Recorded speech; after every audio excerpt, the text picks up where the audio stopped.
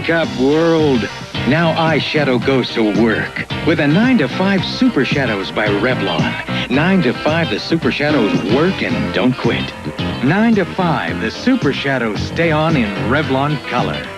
62 gorgeous, glorious Revlon shades. 62, the Super Shadows working 9 to 5 a.m. or 9 to 5 p.m. Be beautiful in the Super Shadows by Revlon. We've got your color. Atari brings you a dazzling variety of software for the Atari home computer. Billy, Dad and I think you're old enough now. What's that? Atari software. It's not soft. It's what you put into the computer to make it work. Software that keeps track of things. Where's my allowance? Software like Pac-Man. Atari's the only home computer that has it. And Pilot, the language that makes programming easy. Software to educate, challenge, excite. Someday, Billy, this will all be yours. Really? Someday soon, you could very well have the best of everything. But you will have to begin somewhere. And the best place to begin is with the very best beer in the world. The best tasting beer wherever you go.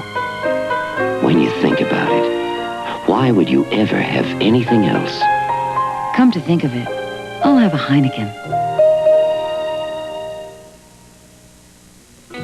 Okay, you guys, cut it out. Have you heard about Mae Company's semi-annual pillow sale? They're selling every Pillowtex pillow at incredible 20 to 50% savings. They have down-filled pillows, feather-filled pillows, and hypoallergenic machine-washable fiber-filled pillows. There are firm pillows, medium pillows, and pillows soft as a cloud. And they have a contest, too. If you enter now, you can win a fabulous grand prize, a Williams Fenwick Hall bedroom set worth $2,000. Amazing savings at Mae Company's semi-annual pillow sale. Tonight's news update is brought to you by California First Bank. I'm Hal Fishman in the Channel 5 newsroom. President Reagan went on nationwide television tonight and spelled out a new American policy toward the Middle East. The president delivered his address from Burbank. Earlier today, the outgoing president of Mexico ordered the nationalization of all private Mexican banks. A 565-pound convicted rapist is back in prison tonight. 5 people have been killed in an auto smash-up in Arizona. And locally, a 600-acre brush fire in the southern part of Orange County is under control tonight. I'll have more in just a moment. They aren't going to call. When Ed Bonestrew and John Hogsma came to California first, You should have worn a suit. they dreamed of starting a hay business. They'll call. And we decided to give them a hand. 15 years later, Ed and John are dreaming about an even bigger hay business. They aren't going to call. And they're still counting on California First. They'll call. At California First, we're glad they're still dreaming. And we're glad to be helping. After all, what's life without dreams? A man was robbed of $100,000 today in the Crenshaw Shopping Center. The first of 2 million pounds of government surplus cheese was given away today in Los Angeles, and a popular TV actor loses his job. We'll have all these stories for you tonight on News at 10. Tonight's Channel 5 movie, Go West, Young Man, starring Mae West and Randolph Scott, continues with no further interruptions following these messages. Dodge, Colt, and Plymouth Champ, 2 of the world's most technologically advanced Japanese imports, have just become the lowest-priced cars in America, bar none. Now, their low $49.95 base sticker price gets lower at participating dealers with a $400 rebate direct from Chrysler. So a new high-mileage 3-door hatchback, now with rebate, costs just $45.95 suggested retail price. Dodge, Colt, and Plymouth Champ, $45.95. Now, the lowest-priced cars in America, bar none, at participating Dodge or Plymouth dealers. This is Rocky. He's just like your little boy. He likes birthdays, ice cream, and laughing with his friends. But Rocky has muscular dystrophy, and fight as he might, he can't beat this disease all by himself. Right now, your neighborhood convenience stores are hope headquarters for kids like Rocky. Won't you join us? And your change could be the key to the cure. Look for this sign and please help your local 7-Eleven, who's proud to serve as hope headquarters for Jerry's kids.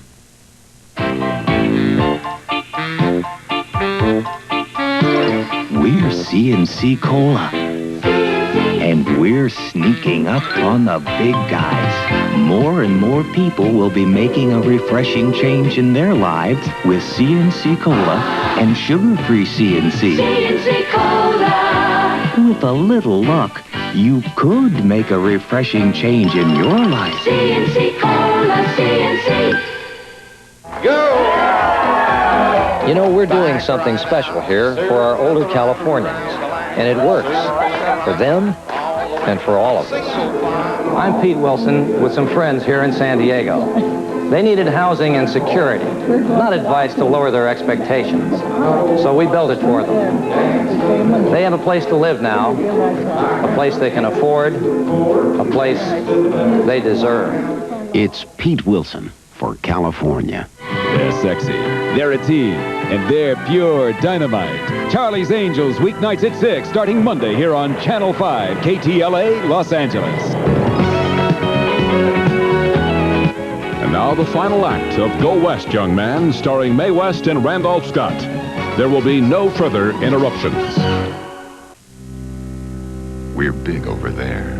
Bigger than General Motors, Toyota, Nissan, Renault, Mercedes-Benz, or Volkswagen. In 1981, for the 10th straight year, we sold more vehicles outside our home market than any manufacturer in the world sold outside its home market. Being so big over there gives us a world of resources. Some of the world's best minds are working right now on the vehicles you'll be driving tomorrow over here.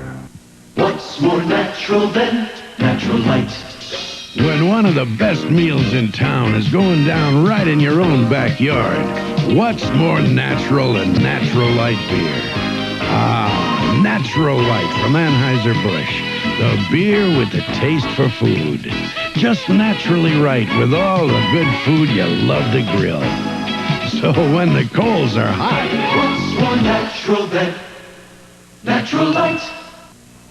Hey, Earth 101. Everybody should listen to all the hits we play. We got the surfing sound in California, yay. We make the summer last the whole year long. Playing your favorite songs, oh yeah. Playing all your favorite songs. Hey, Earth 101. Fall arrives, and the news is you. Emphasis, the place at Bullock's where your style sets the pace. In your world, seasons are a state of mind, and fashion's a form of self-expression. Emphasis clicks. And your mood determines your destination. Go with it. Set the magic in motion. Emphasis. Your place at Bullock's. What a beautiful way to live. We've seen Go West, Young Man. And our in-studio guests are two gentlemen who probably know more about the off-screen Mae West than any other persons alive, the authors of her biography, which in the few months it's been out has been tremendously popular and rightly so. First, public relations expert Stanley Musgrove, whose clients have included Ruth Gordon and George Cukor and everyone from Dmitri Tiomkin to Mae West herself. And the celebrated biographer of such luminaries as Hedda Hopper and Luella Parsons, and collaborator on life stories of Ethel Merman and jazz singer Anita O'Day, strong ladies all, George Eales.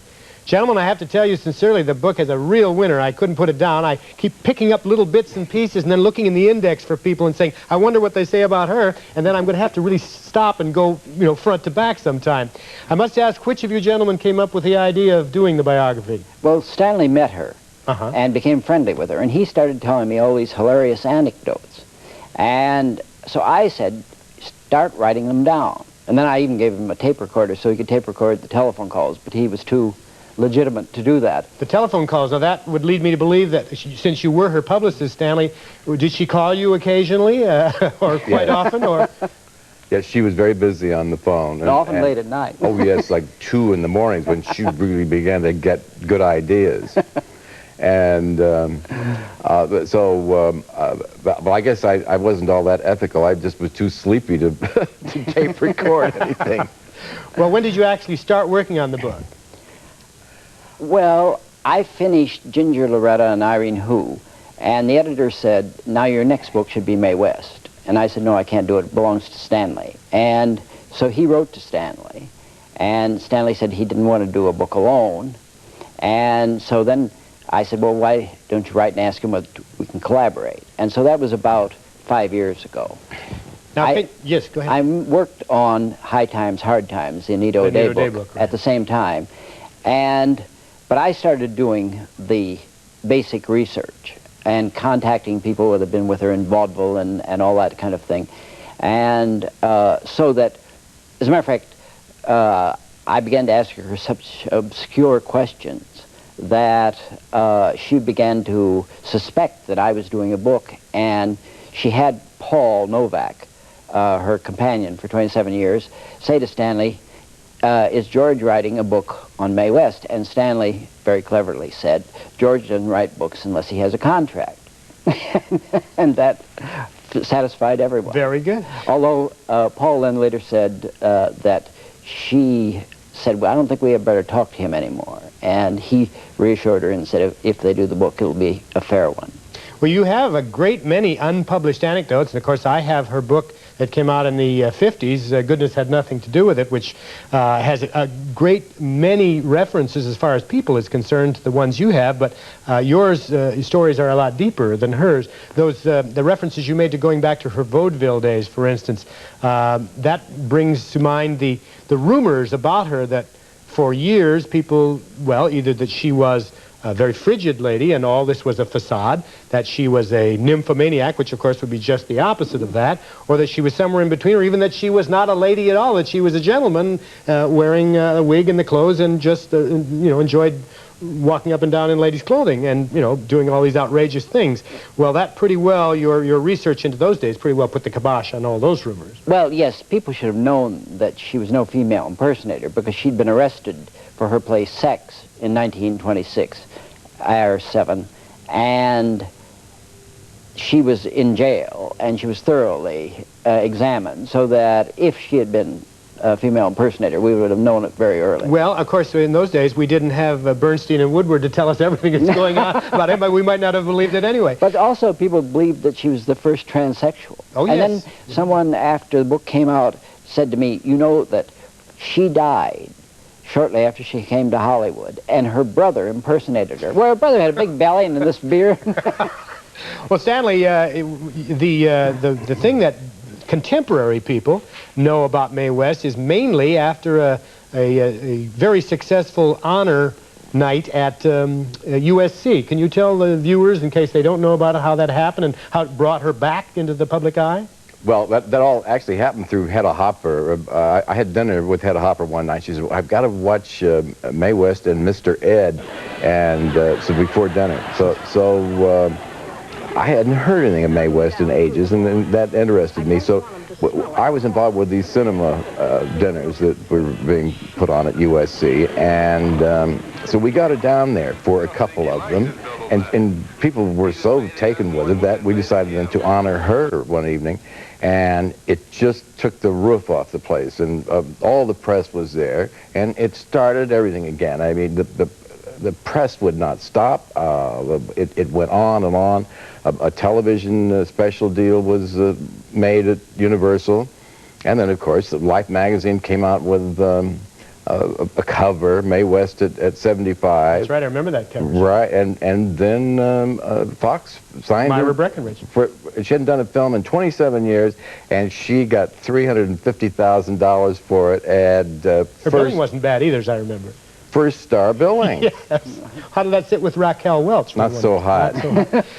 Incidentally, the Mr. Ed references reminds me that we are going to be showing that Mr. Ed episode on Thursday, following the Thursday night presentation, which I think is Belle of the 90s, but I could be wrong on that. But I know that Thursday night we'll be having the Mr. Ed one that you referred to, so I know our viewers will want to know that. You know, yes. Not to interrupt, but... Go ahead. With Mr. Ed, that was the one where she looked, I think, the worst that she ever looked on the screen. And I never could figure out what the reason was. And what was it? And it wasn't until after she died that we found out that that was when she had contracted diabetes. No kidding. But she would not admit to this because sex personalities don't have that kind of a disease. I understand. Well, gentlemen, we're going to take a quick break now because we have a third guest tonight. And I've just been informed that we have on the telephone a gentleman whom you interviewed for your book and who we just a few months ago in this very studio had as a guest on our Ozzie and Harriet Christmas special, and also who is in our film tonight playing William X. Harrison, one of Mae West's many suitors before she moved out into the boondocks in her touring car. I refer, of course, to one of the busiest actors in our town and in our country, in fact, the very versatile Lyle Talbot. Lyle Talbot, whose Hollywood career spans 5 decades and hundreds of films, at least 2 TV series that we all fondly remember, The Adventures of Ozzie and Harriet for 11 years, and another 5 years on The Bob Cummings Show, is currently doing his thing out in stock, and we'll get the details from him a bit later. But, Lyle, where are you anyway? Well, I'm in Milford, New Hampshire. Beautiful New Hampshire, Tom. Upstate, I gather. Yes, that's right. Well, I will ask you about what your vehicle is a little bit, but we'd like to talk about the vehicle we've just been watching. Of course, we've just seen Go West, Young Man, which you made with Miss West in 1936. But, well, now, your scene on the balcony where Warren William had called all the reporters and the press people around, she seemed to be muttering to you under her breath even more than usual. Well, exactly. What had happened was I had told her while it was set up, it was going to be a long dolly shot, and the camera was going to move in on us. And I told her about this incident. She wouldn't believe me, you know. She said, "Oh, come on, you're not afraid of me now, are you?" And I said, "Certainly not, Miss West. I've been around a bit." And so she started talking the way she always talks. Oh, you know, and she said, "Incidentally, this dialogue we've got here doesn't mean anything. Let's you and I just look each other over a bit and size each other up and just mumble a thing." The sound man says, "I can't understand what she's saying." She said, "To hell with it, roll 'em, Henry." Lyle, it's been just a joy to talk to you, and we certainly have admired you, you know, many, many years, and we'll be looking for you when you get back to town. Bless you, Tom. It's always fine to talk to you, and I'll tell you, your station, which does these wonderful things, I'm, you know, my good old friend Gene Autry. Right. I thank you very much, Lyle. Bye-bye, Tom. Good night. Lyle Talbot out on the road, doing his duty and having a wonderful time. I hope at his age, and he's got to be in the 70s there, I'm as happy and enthusiastic about the business as he is. He mentioned Henry Hathaway, the director, and not the problems, but the fact that Mr. Hathaway, a strong man himself, was able to pretty well control Miss West. Of course, who couldn't, but I mean, who could not... what I'm trying to say is she could control anybody, apparently. Are there anecdotes in your book about that? Yes, Henry I said to him, you know, you were noted for being a very strong director, but in this picture, everybody has said that you weren't very strong. And he said, well, he said, when I was assigned the picture, he said, I was supposed to do Pennies from Heaven, and then I was given this picture instead. And he said, when I took it, I said, the secret of a Mae West picture is that if you like Mae West, she's everything. She's wonderful. But if you don't like her, the picture's no damn good. That's right. And so he said, I didn't try to do very much. He said, I did, in the first scene, have her drive up in a limousine. And the chauffeur got out, and he opened the door, and this English bulldog got out, and it had a rhinestone collar and a rhinestone leash, and she was covered with rhinestones. And he said, as they walked away from the camera, you could see there behind, and he said, she said, out. Nobody gets a laugh in this picture except Mae West. And then he tried several other things, and she would have those taken out. But she knew how to protect herself. Now, did she, Stanley, when you were, first of all, I'd like you to describe the apartment that we've heard so much about over in the Ravenswood. First of all, it was a very small apartment, I'm told. Why did she keep it all those years, do you suppose? That was just the nest. That's really where she felt comfortable, and she did her best writing there, her best everything, I believe. Well, we've heard that, yeah. I think also that the secret to Mae was that she didn't care that much about money. She didn't care that much about society. But she liked power. And in that situation, she had a wonderful place to control everything. You know, what was it like? Can you describe it for us? The apartment, well, it really was claustrophobic. It was done in white and gold and a lot of mirrors. And she had a large bedroom. That was a decent-sized bedroom. And, of course, there was the famous mirror. Mirrored ceiling, yes. Yeah. And the rest of it was, there were tiny rooms. Did she do a lot of entertaining there, other than the gentleman running in and out? I mean, No, did she show films, for instance? Did she show her old films? Well, somebody would come and bring a projector. Oh, I see. And Really? and Is that why show. she didn't have a screening room or anything like that? Oh, no. Really, the place was small. And there was no dining room. There was just a little kitchenette thing, You're a kidding, dinette really? thing. Well, it was a small place, but it was where she first landed when she came out from New York and started at Paramount. Minute from Paramount, right? It's just right there. Sure. You could walk it, and she always felt at her best there, and did everything at her best there, I believe. One thing about it that I thought was very significant were the mirrors. She had a mirror which was like a mirror from a fun house, except not so distorted.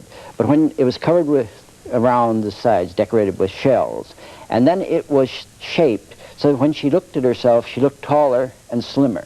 And also, the coffee tables had mirror tops, but they didn't have silver backing. They had a gold backing so that she got a glow when she looked in the mirror. It all went in with the narcissism, you know. Now, tonight's movie was based on a play that starred Gladys George on the stage, and very successfully, too, called Personal Appearance.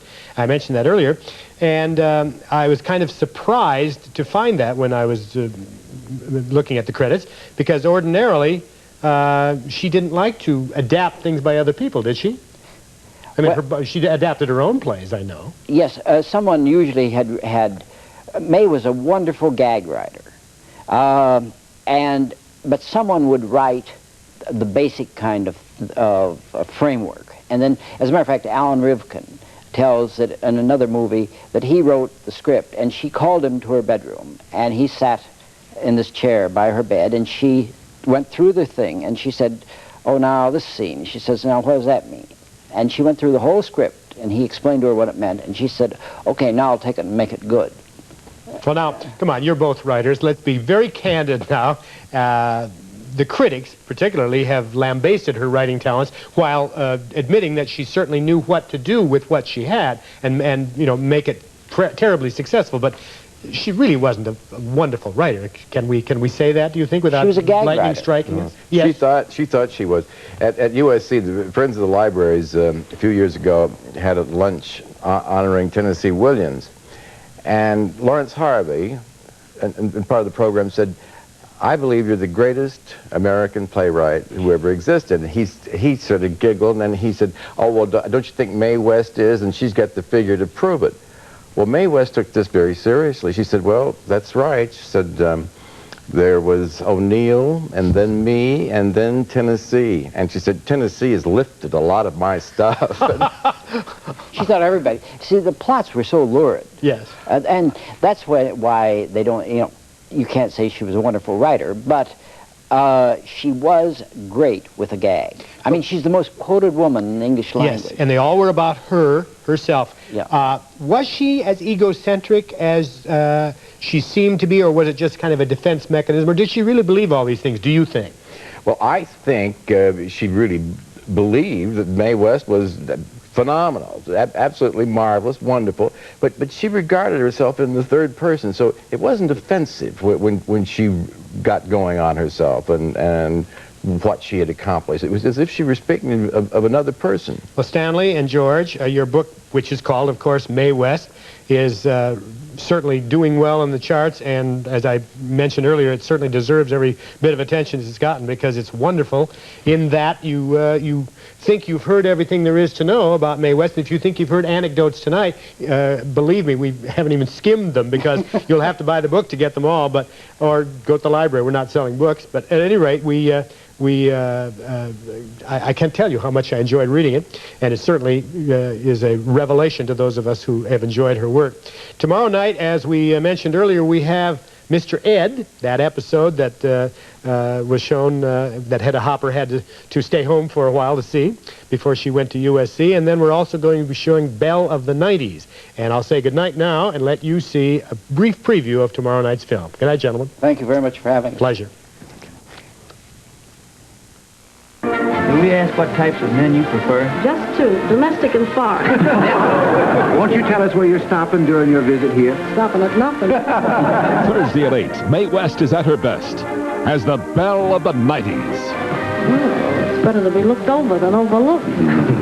Alluring smile and lovely arms, your form divine. Wait a minute. Is this a proposal or you taking inventory? Belle of the 90s, Thursday at 8 on Channel 5.